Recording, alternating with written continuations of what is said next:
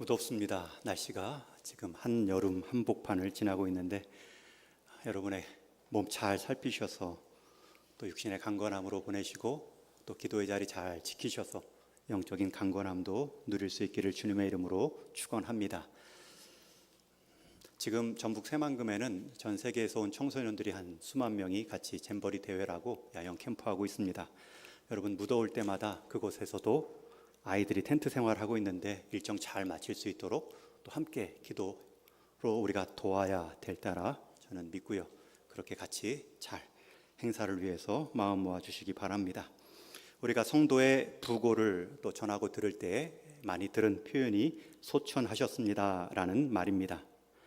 소천의 의미는 한자어이기 때문에 하늘이 불렀다라는 뜻이 아니라 한자 순서에 따라 해석을 하면 하늘을 불렀다는 뜻입니다. 또는 하늘을 불러오다라는 뜻까지 가능합니다. 우리가 언젠가는 인생 마지막 순간 하늘을 부를 때가 있습니다. 그러나 그렇게 부른 하늘이 그저 자연의 하늘, 스카이로 해석되는 흙으로 왔으니 다시 흙으로 가는 정도의 하늘 우주라면 안 되죠. 우리가 부르는 하늘은 스카이가 아니라 하나님의 온전한 다스림이 있는 헤븐, 천국을 소망하며 부르며 가는 것입니다. 저와 여러분은 하나님의 온전한 다스림 가운데 들어가며 하나님 나라를 부를 날이 있습니다. 소천이 하늘을 불렀다라는 뜻이라면 소명은 목숨 명자를 써서 생명을 불렀다는 뜻입니다. 또는 이름 명자를 써서 이름도 불렀다라는 뜻으로 받을 수 있습니다. 누군가 우리의 생명을 불렀다, 우리의 이름을 불렀다라는 것은 우리를 통해 해야 할 일이 있다는 뜻이겠죠. 우리는 대개 누가 나를 불렀는지 살펴보면 대충 내가 해야 할 일들이 결정됩니다. 예를 들어 경찰이 도로에서 운전자를 부르면 안전운전을 위한 지도나 신호 위반에 대한 경고일 가능성이 많습니다. 또 일터에서 상사가 나를 부르면 내게 시킬 일이 있다는 뜻이죠. 집에서 자녀들이 부모를 부릅니다. 왜 부를까요? 밥 달라, 돈 달라. 부른 사람이 누구냐에 따라 부름받은 사람의 일들이 대충 예상됩니다. 오늘은 이 부르심, 소명에 관한 이야기입니다. 말씀입니다. 우리를 생명으로 부르셨고 우리를 통해 사명을 이루실 우리 주님의 부르심, 우리의 생명을 부르고 우리의 이름을 부르시는 관한 말씀입니다. 특히 이 소명이 중요한 이유는 예수님께서 하나님 나라 복음을 전하시고 난 후에 하신 첫 번째 일이 바로 소명, 제자들을 부르신 일이었기 때문입니다. 오늘 본문 바로 앞 구절에 보면 하나님 나라가 가까이 왔다는 말씀이 나오죠. 우리 한번 같이 15절 읽겠습니다. 시작. 이르시되 때가 찼고 하나님의 나라가 가까이 왔으니 회개하고 복을 믿으라 하시더라. 여러분, 이렇게 하나님 나라를 선포했을 때 사람들의 반응이 어떠했습니까? 같은 사건을 기록한 누가복음 4장에 보면 예수께서 성령의 능력으로 갈릴리에 돌아가시니 그 소문이 사방에 퍼졌고 친히 그 여러 회당에서 가르치심에 뭇사람에게 칭송을 받으시더라. 예수님에 관한 소문이 퍼졌고요. 예수님의 가르침을 받은 사람들이 칭송하며 기대감을 갖고 몰려옵니다. 이제 앞으로 어떤 변화가 있을까? 하나님 나라는 과연 어떤 모습으로 우리에게 다가오는가? 그런 사람들의 관심 속에 예수님께서 행하신 하나님 나라를 선포하시고 행하신 첫 번째 일이 바로 제자들을 부르십니다. 이게 얼마나 중요한 우선순위입니까? 예수님이 하나님 나라를 선포하고 하신 첫 번째 일은 제도를 만드는, 기관을 만드는, 건물을 세우는 일이 아니라 사람을 부르셨습니다. 그것도 나를 따라오너라. 나를 따라오너라. 자신과 동행하며 자신의 삶과 사역을 이어갈 사람을 부르고 계십니다. 여러분, 이 예수님의 방법은 지금도 동일합니다. 이 땅에 하나님의 나라를 보여주고 이루어가는 그 방법의 키는 사람입니다. 그것도 주님을 따르는 사람입니다. 그 일이 얼마나 중요한지 예수님은 이 제자들을 부르실 때에 공개 모집한 것도 아니고 선착순으로 온 사람들 중에 세운 것도 아닙니다. 예수님이 직접 다가가셔서 한 명 한 명을 찾아가 부르셨습니다. 그리고 그들과 3년 동안 처음부터 마지막까지 함께 하시며 제자들을 세워 가셨습니다. 여러분, 오늘날도 하나님 나라의 그 가치를 보여주는 하나님의 방법은 예수님을 따라가는 사람입니다. 저와 여러분이 예수님을 따라가는 제자로 부름받았다. 이건 특권입니다. 예수님은 많은 무리들에게 설교하셨지만 그 무리들 전체를 제자 삼으신 것은 아닙니다. 또 많은 사람들이 이 하나님 나라의 꿈을 갖고 환호성을 질렀지만 그것을 이루는 예수님을 따르는 삶까지 헌신하지는 못했습니다. 그렇다면 이제 오늘 본문에서 어떠한 사람이 부름받고 그렇게 부름받은 사람이 어떤 일을 감당하는가, 이것이 예수님이 부르는 소명의 두 가지 특징입니다. 첫 번째 특징이 예수님은 누구를 부르셨는가 16절에 나오죠. 우리 같이 한번 읽습니다. 시작. 갈릴리 해변으로 지나가시다가 시몬과 그 형제 안드레가 바다에 금을 던지는 것을 보시니 그들은 어부라. 예수님이 지금 처음 제자들을 부르신 지역이 나옵니다. 갈릴리 해변입니다. 거기서 부름받은 사람들의 직업은 어부다. 분명하게 기록하죠. 사람들을 부른 지역은 갈릴리 지역입니다. 넓은 호숫가에 고기 잡는 것을 주로 생업으로 했던 지역입니다. 한마디로 이스라엘의 중심부가 아니라 변두리라는 것입니다. 도시가 아니라 어촌입니다. 그곳에서 받은 사람 역시 어부이죠. 평범한 지역에서 평범한 사람들이 부름 받았습니다. 그런데 19절 말씀에 보면 예수님께서 조금 더 가시다가 또 제자를 부르시는데 그들 역시 어부입니다. 한 사람 부르는데 4명의 사람들이 다 어부죠. 일부러 어부만을 부르신 것도 아닌데 어부 형제 둘씩 4명을 부르셨습니다. 왜 예수님은 어부들을 부르셨을까? 좀 더 확실하게 쓰시고자 하면 예루살렘 중심부에 있는 학식 있는 사람을 부를 수도 있는데, 권력 있거나 최소한 재정을 도울 수 있는 직업이 확실한 가르치는 은사가 있는 교사나 돈 많은 사업가를 부를 수도 있는데 왜 어부를 부르셨을까? 우리는 이 어부를 부르시고 하나님 나라 일을 이루어 가시는 예수님의 모습을 보며 우리는 깨닫습니다. 예수님은 이런 자들을 통해서도 일할 수 있다는 것. 여러분, 예수님이 이런 사람들을 통해서 일하신다는 것은 부름 받은 사람보다 그들을 불러낸 당사자, 주인이 더 중요함을 가르치는 것입니다. 우리는 흔히 사람은 고쳐 쓰는 것이 아니다 라는 말을 하는데 반은 맞고 반은 틀립니다. 사람의 기질은 고쳐 쓰는 것이 아닙니다. 고쳐지지도 않습니다. 다 사람의 성향이 다릅니다. 외모가 타고나는 것처럼 그 안에 기질도 타고나는 부분이 분명히 있습니다.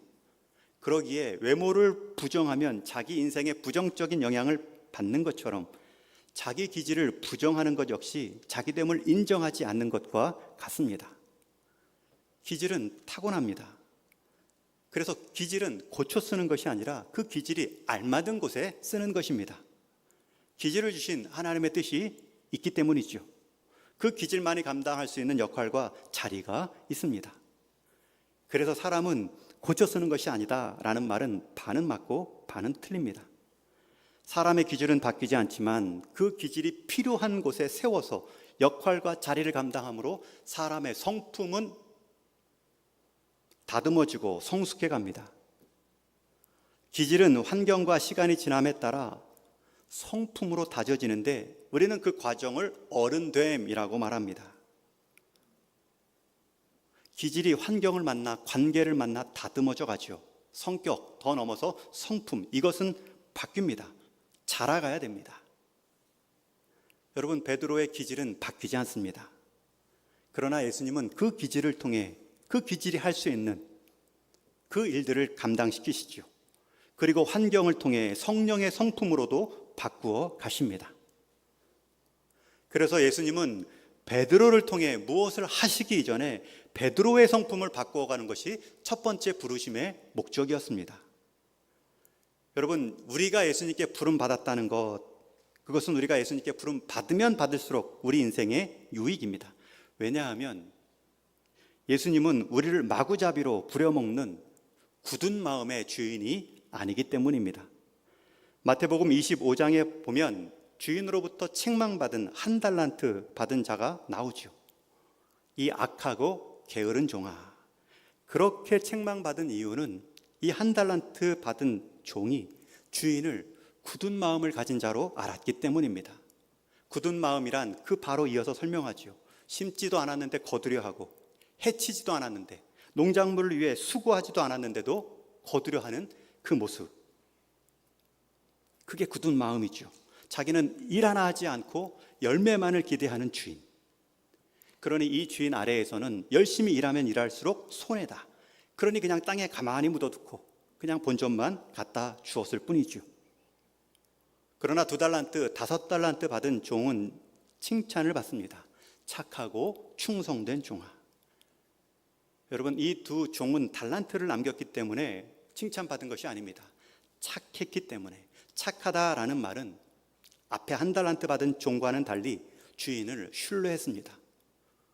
심지도 않고 거두는 주인이 아니라 오히려 자기가 심은 것을 종들에게 주는, 나눌 줄 아는 인자한 주인이구나. 그러니 우리 종들에게 이러한 큰 달란트를 맡겼지. 그리고 나서 간섭 한번 하지 않고, 그리고 오히려 그 칭찬의 내용, 보상의 내용이 무엇입니까?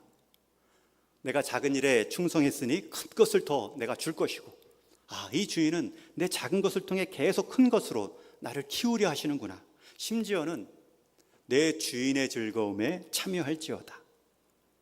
종의 수고였으면 종의 즐거움으로 보상해도 되는데, 이 주인은 종의 수고를 주인의 잔치에 참여케 하는 차원이 다른 업그레이드된 인생으로 살기를 원하시는구나.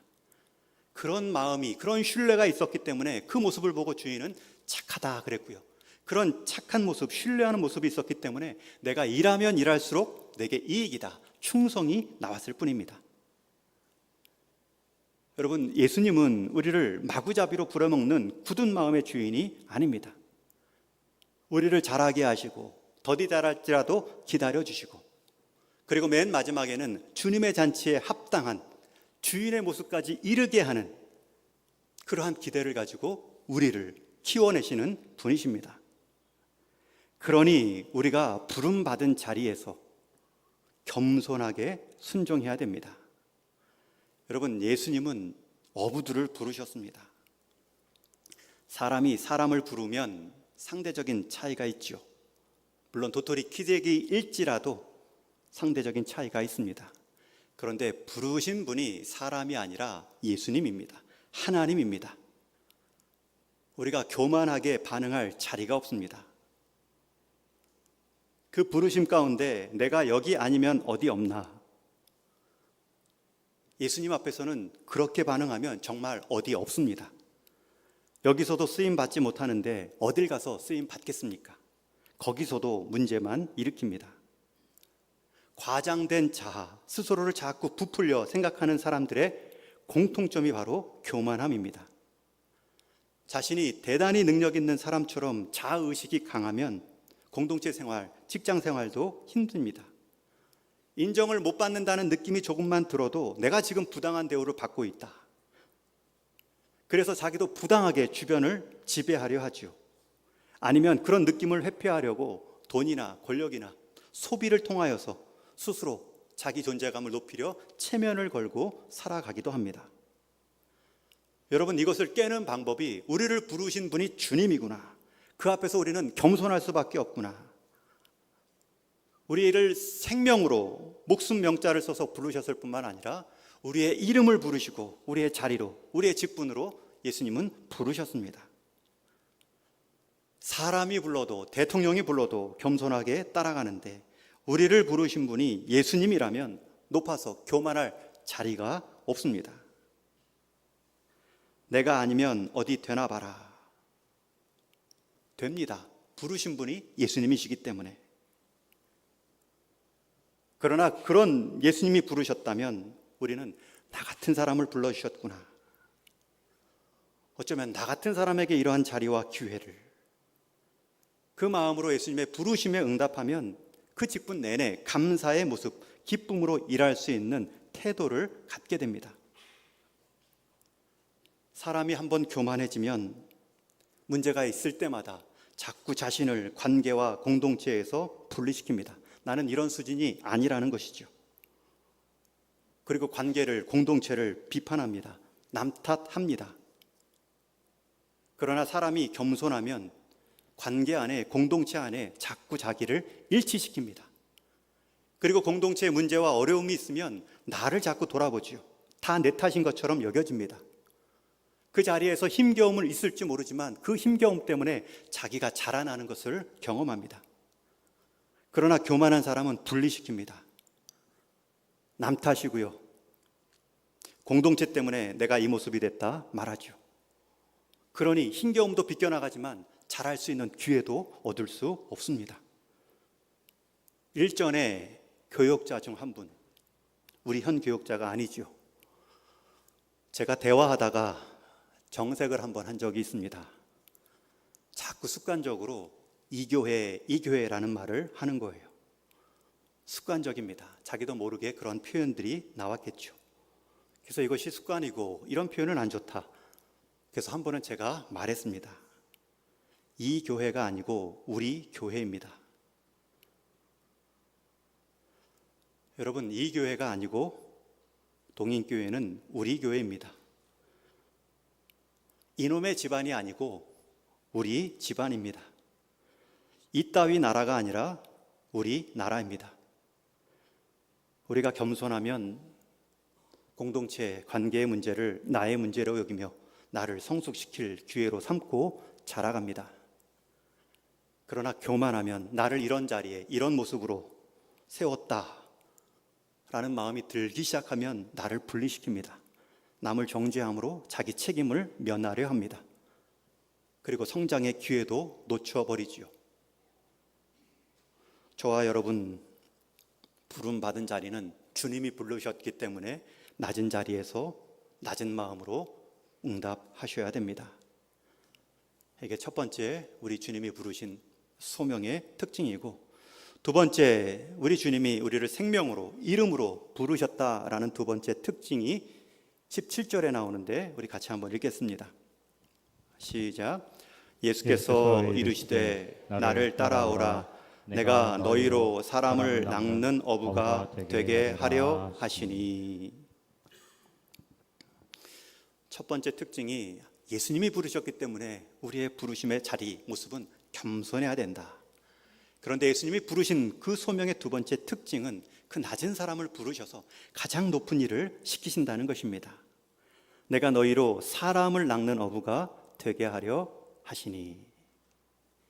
여러분, 예수님이 우리를 부르신 이유, 우리를 구원의 자리로 부르시고 우리를 육신의 생명의 자리로 부르시고 오늘도 예배자로 부르신 이유는 우리를 통해 사람을 낚는 어부, 그래서 우리가 챙겨가는 것이 아니라 사람을 낚아 하나님과 연결시키는 일에 우리가 쓰임받기 위함입니다.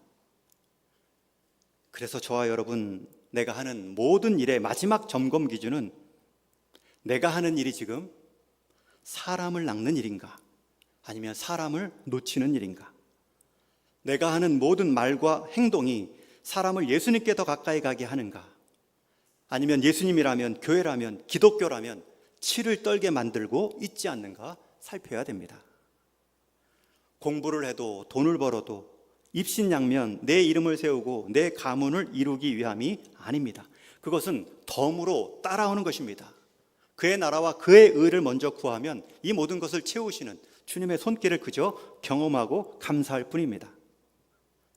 내가 공부를 해도 돈을 벌어도 사람 낚는 마음과 지향점을 갖고 하면 내 이름이 내가 높인 것이 아니라 하나님이 높여주시죠. 그것도 주변에 시기하는 사람 없이 높여주십니다. 내 가문을 그러한 사람을 소중히 여기는 사람들로 채워주십니다. 이것이 바뀌면 안 됩니다. 사무엘상 4장 말씀에 보면 엘리 제사장의 죽음이 나옵니다. 위기의 때에 엘리 제사장이 눈이 흐려졌습니다. 이스라엘은 블레셋에 지고 참전한 자기 두 아들은 전사했으며 하나님의 법궤는 블레셋에 뺏겼다라는 소식을 듣고 엘리 제사장은 자기 의자에 앉아 있다가 뒤로 넘어가며 목이 부러져 죽습니다. 그런데 그런 행동을 말할 때 한 가지 덧붙입니다. 4장 18절에 보면 나이가 많고 비대한 까닭이라. 여러분, 여기서 비대한이라는 히브리어가 카보드입니다. 영광이라는 단어로 설교를 들을 때 많이 들었던 히브리이죠. 카보드, 영광, 무거움. 원래 이 엘리 제사장의 자리는 무거움의 자리입니다. 하나님의 무거운 영광을 보여주고 하나님의 무거운 영광 가운데 자기의 직분을 온전히 집중할 때 하나님이 그 인생을 무겁게 영광으로 채워주시죠. 그런데 영적인 눈이 어두워졌을 뿐만 아니라 그의 몸이 무거워졌다. 영광 없는 카보드로 낮아졌습니다. 앞에서도 엘리의 눈이 어두워져 라는 표현이 반복되었는데 육신의 눈만 어두운 것이 아니라 영적인 안목도 어두워진 상태입니다. 그와 마찬가지로 그가 지금 비대해져 있습니다. 자기 자신의 두 아들의 안위와 가문의 영광을 위해서는 잘 먹고 비둔하게 살찌운 카보드입니다. 그러나 정작 하나님의 영광을 위해 감당해야 될 제사장의 직분들은 감당하지 못하죠. 그 아들과 함께 예배를 소홀히 여기죠. 제사를 망치죠. 재물을 훔치죠. 탐욕적이고 이기적이어서 하나님의 이름의 영광이 아니라 오히려 하나님의 이름을 이용해서 자기 배만 채웠던, 그래서 하나님의 영광마저 가리우고 남은 것은 자기 영광, 하나님의 영광 가리운 자기 무거움 가운데 뒤로 넘어져 죽었습니다. 그 인생의 끝까지 자신이 부름받은 그 소명 가운데 사람 낚는 어부, 사람 세우는 일 가운데 내 행위를 마쳤다면 어떻게 되었을까요? 나침판의 바늘은 항상 부쪽을 가리킵니다. 그것이 나침판의 바늘 자력이 있다는 뜻이고 아직 나침판이 살아있으며 쓸모있다는 내용이죠. 우리 인생에도 나침판의 북쪽에 해당하는 삶의 방향이 있습니다. 그 방향은 항상 하나님을 경외하는 것과 사람에 대한 존중입니다. 이 목적의식이 분명하면, 삶의 방향이 분명하면 방황하려다라도 길을 잃지 않습니다. 다시 제 자리를 찾아옵니다. 우리 인생의 나침판으로 분명히 역할을 작용합니다. 우리 인생 가운데 분명한 삶의 방향을 우리 이 여름 가운데 살피셔야 됩니다. 이런 부르심 가운데 제자들이 어떻게 반응합니까? 18절 말씀해 보면 곧 그물을 버려두고 따르니라. 20절 말씀에는 그 아버지 세베대를 품꾼들과 함께 배에 버려두고 따르니라. 형제들 둘이 다 따릅니다. 한 사람은 배를 버려두고 그물을 버려두고 한 사람은 가족까지 버려두는 모습입니다. 생업의 상징 배도 버려두고 관계의 상징 아버지도 버려두고 쫓아갑니다. 여기서 오해하지 말 것은 우리가 예수님을 따른다는 것, 우리가 예수님의 부르심에 응답한다는 것은 지금 내 직업도 버려야 하고 내 가족도 포기하라는 뜻이 아닙니다. 그러면 예수님 믿는 사람들은 다 백수가 되어야 되고 다 고아가 될 수밖에 없습니다. 우리는 그들이 배도 버리고 가족을 버린 이유가 뭘까? 그 상황을 조금 더 살펴야 되죠. 이 본문을 또 다른 각점에서 기록한 누가복음 5장에 보면 그 유명한 예수님의 명령이 나오죠. 베드로의 배를 잠깐 빌려 쓰고 그리고 그 베드로를 향하여서 깊은 데로 가서 그물을 내려 고기를 잡으라. 여러분, 그 시점은 지금 베드로가 밤새 수고하여 아무것도 얻은 것이 없는, 잡은 것이 없는 빈 그물을 싣고 있는 상황에서 예수님은 배를 쓰자고 말씀하셔서 내어주기는 했는데 예수님이 배를 다 쓸 때까지 기다려야 되고 다 쓴 줄 알았더니 이제 치우고 들어가 쉬려고 하는데 가서 깊은 데로 찾아가 그물을 내려 고기를 잡으라. 여러분, 특별히 깊은 데로라는 표현만 안 했으면 마지못해 베드로는 가까운데 얕은데 내리는 척하고 금방 올려 가서 쉬었겠죠. 그런데 깊은 데로 마치 하기 싫은 것을 더 순종할 수 있도록 구체적으로 명하십니다. 이럴 때 베드로의 반응이 이어지는 5절에 나옵니다. 우리 한번 또 같이 읽겠습니다. 시작. 시몬이 대답하여 이르되 선생님, 우리들이 밤이 새도록 수고하였으되 잡은 것이 없지만은 말씀에 의지하여 내가 그물을 내리리이다 하고. 그리고 그렇게 그물을 내렸더니 정말 배 안에 가득한 물고기를 봅니다. 혼자 올리지 못해 반대편 배 친구에게 같이 다가와 함께 끌어올리죠. 그러나 그 순간 베드로는 그 그물 안에 있는 가득 찬 물고기만 본 것이 아니라 이 말씀 한마디로 그 그물을 가득 채울 수 있는 예수님을 새롭게 만납니다. 그리고 나온 표현이 나를 떠나소서 나는 죄인입니다. 여러분, 이것은 앞에 있는 상대에 대한 최고의 찬사입니다. 상대를 높일 수 있는 것은 나를 낮추면서 가능하죠.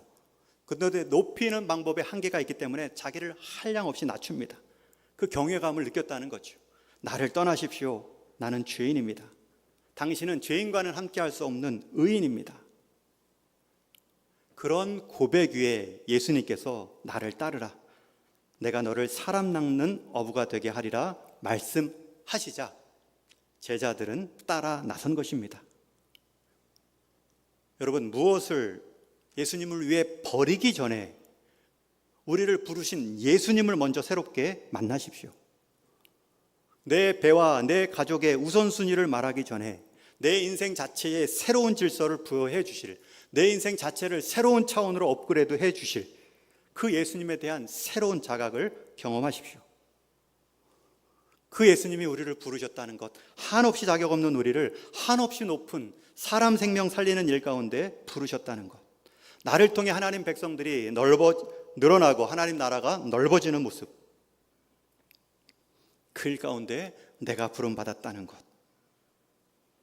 우리 주님이 우리를 가장 가치 있게 여겨주신다는 행동이죠. 지난주에 한 유튜브를 통해 강의 하나를 봤는데 이런 이야기를 들었습니다. 미국의 한 아버지가 성년이 된 아들에게 운전면허를 따서 이제 운전할 수 있으니 아들에게 자기가 지금까지 몰아온 애지중지한 차를 내어주며 말합니다. 내가 가서 이제 이 차를 가지고 중고시장에 가서 이 차 가격을 한번 물어봐라. 아들이 운전해서 가서 물어봅니다. 아빠, 1,000불을 준대요. 1,000달러를 준대요. 그래, 그럼 이 차를 다시 몰고 가서 자동차 폐기물 처리장 가서 물어보라. 아빠, 가서 내가 물어봤더니 고철값으로 100달러를 준대요. 그래, 그럼 다시 한번 이 차를 가지고 가서 골동품 시장에 가서 물어봐라. 그리고 몰고 가서 골동품 시장에 가서 돌아온 아들이 흥분하며 말하죠. 아빠, 이 차는 몇 대 남지 않은 고유한 기종이라고 10만 불을 준대요. 아버지가 의도한 명령이죠. 그리고 아들에게 이렇게 교훈합니다. 아들아, 너는 변함이 없다.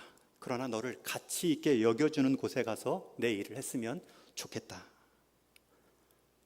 자동차는 변함이 없죠. 그러나 자동차가 중고시장 가면 1,000불입니다. 폐기물 처리장 가면 고철값 100불입니다. 그러나 그 역사와 그 전통, 그 고유함을 아는, 그 특별함을 아는 골동품 시장에서는 10만 불입니다.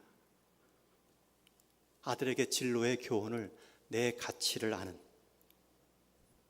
그 자리와 그 관계 안에서 내가 쓰임받으면 좋겠다.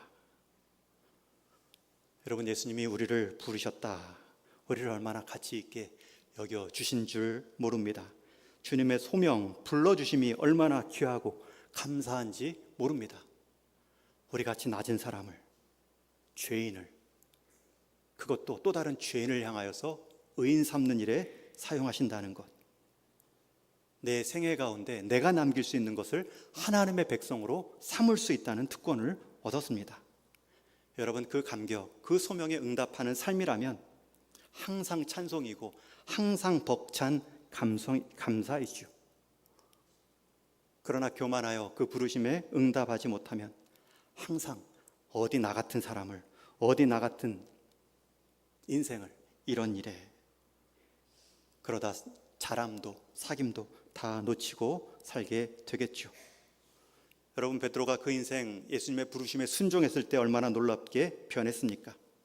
지금까지는 살아있는 물고기를 잡아 죽음의 자리로 옮겼던 어부의 자리에서 이제는 죽을 수밖에 없는 영혼을 생명이 영원한 하나님 나라의 장소로 옮기는 자로 쓰임 받았습니다. 이전까지는 자기가 기어놓은 그 그물로 물고기를 잡아 죽였다면 이제는 복음의 그물로 사람을 잡아 영생의 장소로 인도하는 제자의 삶으로 쓰임 받았습니다. 여러분, 그 시작이 무엇입니까? 그는 갈릴리 지역 변방의 사람, 그 흔한 고기를 다루는 어부였습니다. 그 낮은 사람을 부르신 것은 내가 낮기 때문에 쓰임받을 수 없습니다, 순종할 수 없습니다 라는 변명을 다 막으시기 위함이죠. 그러한 자들을 통하여서 하나님은 지금도 하나님 나라의 역사를 이루어 가십니다. 저와 여러분 지금 놓인 자리, 변방, 지금 내가 하고 있는 일 그 자체가 중요한 것이 아닙니다. 그 자리에서 부르신 분이 바로 우리 주님이다. 이것이 중요합니다. 예수님은 제자들을 일부러 삶의 현장에 찾아가 불러주셨습니다. 그들이 생업의 현장 가운데 응답과 확신을 가지고 예수님을 따라 나셨죠. 저와 여러분, 생업의 장소가 우리 주님의 부르심에 응답하는 장소입니다. 그 부르심을 듣기 위해 교회에 와서 금식기도 할 필요 없죠.